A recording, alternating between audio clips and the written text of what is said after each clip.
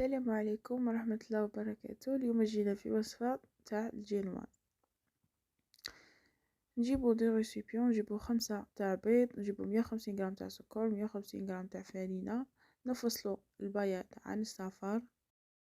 هنا بغيت نقول لكم باللي لازم حبة تاع البيض تكون متوسطة الحجم. اللي عندها البيض صغير دير حتى 6، واللي عندها البيض كبير دير حتى 4 نورمال ماشي حاجة. هنا نجيبو قرصة ملح نزيدوها على البياض تاعنا ونطلعوه نيشان بالباتور كيما راكم تشوفوا. وهنا نقعد نضيف السكر تاعي غير بالتدريج، ماشي دفعة واحدة، كل شوية نزيد شوية.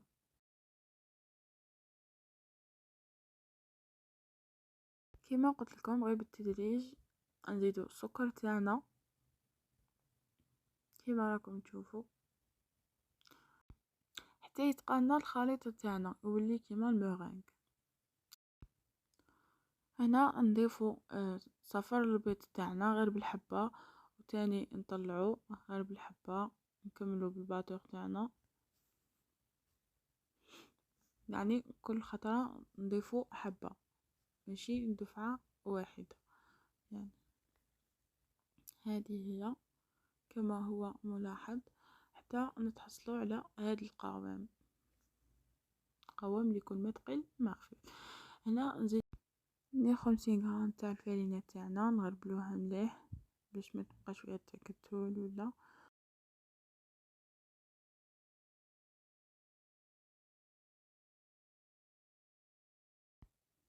ونزيدو الفاني تاعنا سكر فاني،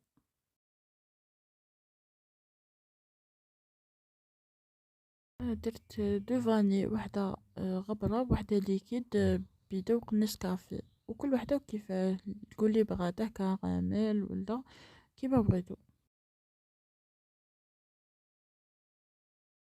نجيبو فوي نقعدو نطلعو من فوق لتحت من فوق لتحت باش ما تهبطناش لاباغاي تاعنا، واللي عندها سباتول دير بسباتول.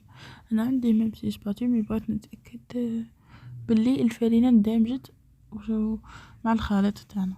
ونجيبو قالب ولا مول ولا سارسو اللي عندك، دير له بابي كويسون وتفرغي فيه الخليط وتدخليه على درجة حرارة مرتفعة. بعد كي تفوت 10 دقائق تنقصي عليه وتخليه يطيب في خاطره. انا دالي 48 دقيقة.